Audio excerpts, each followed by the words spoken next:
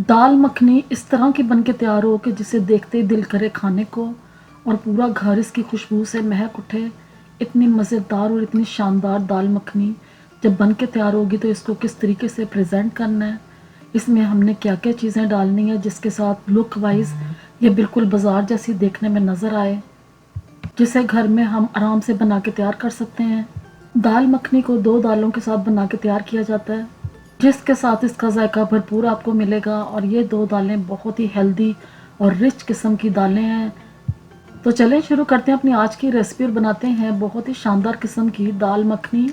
इससे पहले अगर आप मेरे चैनल पे बिल्कुल न्यू हैं, फर्स्ट टाइम देख रहे हैं, तो प्लीज़ चैनल को सब्सक्राइब, लाइक और शेयर ज़रूर किया करें। कमेंट्स में बताया करें कि आपको रेसिपीज़ कैसी लग रही हैं।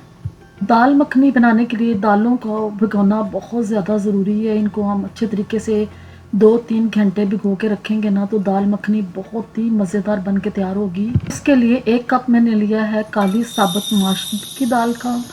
इसके बाद हम लेंगे रेड बीन्स, लाल वाला जो लोबी है ना ये लेंगे, ये मैंने हाफ कप लिया था। ये डाल के तो इन दोनों को हमने पानी में डिप कर देना है, भिगो देना है। 3-4 घंटे इसको भिगोएंगे ना तो ये बहुत ही शानदार, बहुत ही गली हुई सॉफ्ट घुल जाने वाली जो दाल है वो बन के तैयार होगी। कच्चापन आपको बिल्कुल भी नहीं फील होगा। तो इसको हम भिगो देंगे और फिर पकाने से पहले इसको हमने 3-4 पानी अच्छे तरीके से वॉश कर लेना है। अब इसकी कुकिंग स्टार्ट करते हैं। तो इस दाल को हम बनाएंगे प्रेशर कुकर में।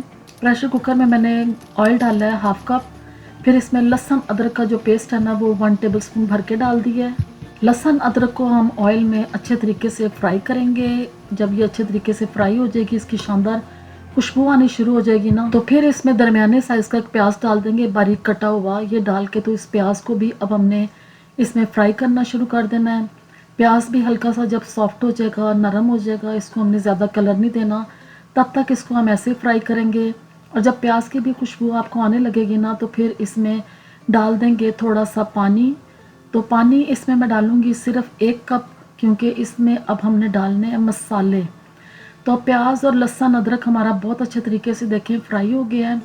इसकी खुशबू भी बहुत ही कमाल की आनी शुरू हो गई है। तो पानी डाल देते हैं, सिर्फ 1 कप पानी का इसमें मैंने डाला है। और फिर मसाले डालने हैं, जिसमें 1 टीस्पून नमक का, 1 teaspoon red chilli powder, half teaspoon मैंने हल्दी का डाला और सफ़ेद ज़ीरा डाला है 1 टीस्पून।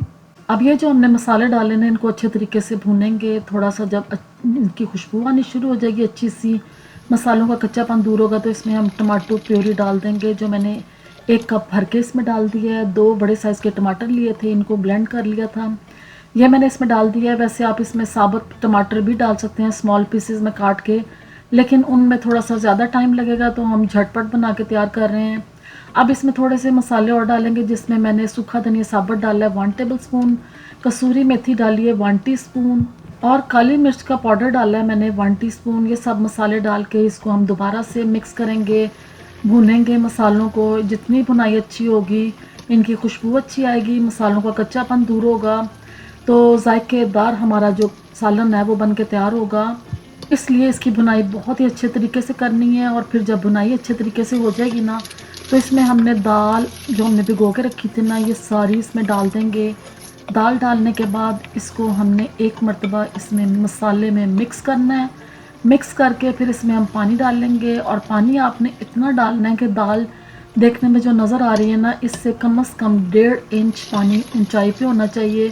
तो अंदाजे से आप इतना पानी डाल दें। प्रेशर कुकर को बंद करेंगे और इसको हम पकाएंगे 15-20 मिनट तकरीबन, जिसके साथ हमारी ये दाल बहुत ही शानदार बन के तैयार हो गई है। अब आप देख सकते हैं कि दाल देखने में कितनी अच्छी लग रही है, मिक्स हो गई है और क्वांटिटी में भी ये डबल हो गई है। इसलिए जब भी आप कोई दाल पकाएं ना तो उसकी क्वांटिटी का ख्याल रखें। आप जितनी दाल पकाएंगे वो उससे डबल हो जाएगी पकने के बाद। तो अब दाल हमारी बहुत ही अच्छे तरीके से बन गई। इसमें कुछ चीज़ें डालेंगे खुशबू जायके के लिए। तो मिंट के लीव्स मैंने डाले हैं, 5-6 मिंट के लीव्स थे जो मैंने स्मॉल पीसेस में काट लिए हैं। ये डालने के बाद एक बड़े साइज़ की ग्रीन चिली स्मॉल पीसेस में काट के ये डाल दी है। हरा धनिया इसमें डालेंगे जो 1 कप है तकरीबन, और मैं इसमें अभी आधा डाल रही हूँ, आधा हम प्रेजेंटेशन के टाइम पे डालेंगे। अब इन सब चीज़ों को हम दाल मखनी में मिक्स करेंगे। और मिक्स करने के बाद दाल तो हमारी बन के तैयार हो गई है। अब इसकी जो प्रेजेंटेशन है ना, इसमें चीज़ें हमने कुछ डालनी है जिसके साथ इसका असल जायका आपको फ़ील होगा। तो सबसे पहले इस दाल को हम डिश आउट करते हैं, जिसके लिए मैंने लिया है एक बाउल जिसमें हम इसको प्रेजेंट करेंगे और इसमें दाल मखनी डाल रहे हैं ना, तो आप इसकी लुक देखें कितनी शानदार ये देखने में लग रही है। इसको जब चावल, रोटी, नान, पराठे जिसके साथ भी खाएंगे ना, तो ये दाल मखनी खाने का आपको बहुत ही मज़ा आएगा। अब दाल को जब खाना हो, कोई मेहमान आ रहे हो या घर में भी खानी हो, तो आपने एक बाउल में इस तरह दाल डालनी है। फिर इसमें डालना है मक्खन, खूब ढेर सारा मक्खन डालने के बाद इसमें हरा धनिया डालेंगे, और जो क्रीम है ना, दूध के ऊपर आई हुई मलाई, उसका भी इस्तेमाल कर सकते हैं, वरना फ्रेश क्रीम कोई भी आपके पास जो अवेलेबल है वो थोड़ी सी स्प्रेड कर दें। तो बस जब ये चीज़ें सारी हम डाल देंगे ना, तो इसके बाद आप लुक वाइज देखें तो कितनी शानदार हमारी डिश जो है ये देखने में नज़र आनी शुरू हो गई है।